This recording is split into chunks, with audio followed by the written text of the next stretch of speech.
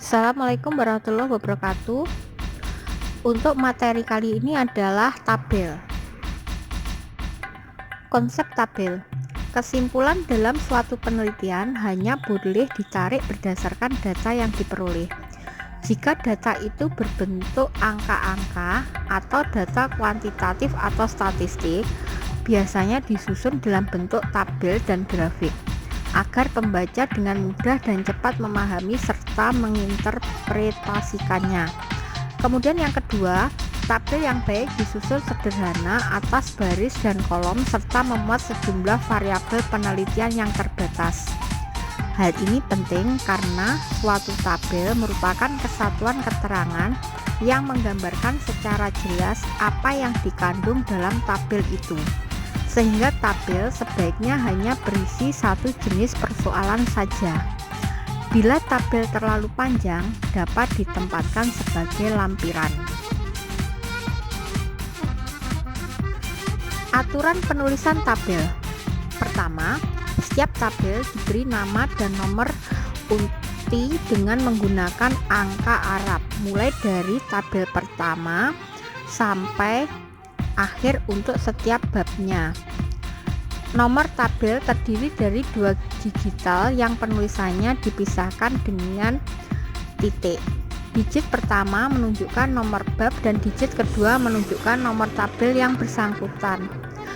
Kemudian yang kedua, perkataan tabel yang diikuti nomor tabel ditulis dengan huruf besar pada awal kata dan diketik di pertengahan margin teks secara simetris.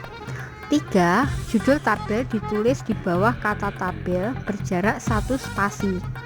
Judul tabel diketik dengan huruf besar pada awal kata kecuali kata sambung atau depan serta ditempatkan di tengah secara simetris. Aturan penulisan tabel berikutnya, yang keempat adalah jika judul tabel lebih dari 1 baris, maka penyusunannya seperti kerucut terbalik, yaitu baris kedua lebih pendek dari baris pertama, dan seterusnya diketik berjarak 1 spasi. Kelima, kepala lajur atau kolom diketik tepat di atas lajur atau kolom yang bersangkutan. Kepala lajur boleh diketik vertikal, membacanya dari bawah ke atas.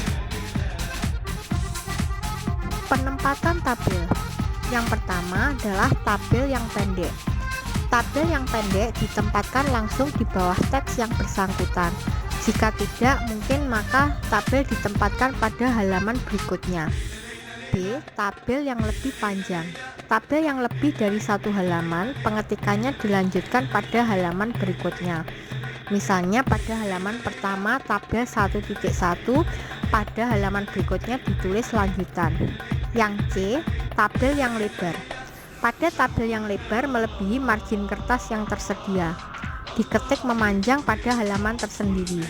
Jika harus diketik pada 2 halaman yang dilipat, maka kata tabel dan judul ditempatkan pada halaman pertama, dan pada halaman kedua dituliskan tabel lanjutan. Berikut disajikan contoh dari sebuah tabel.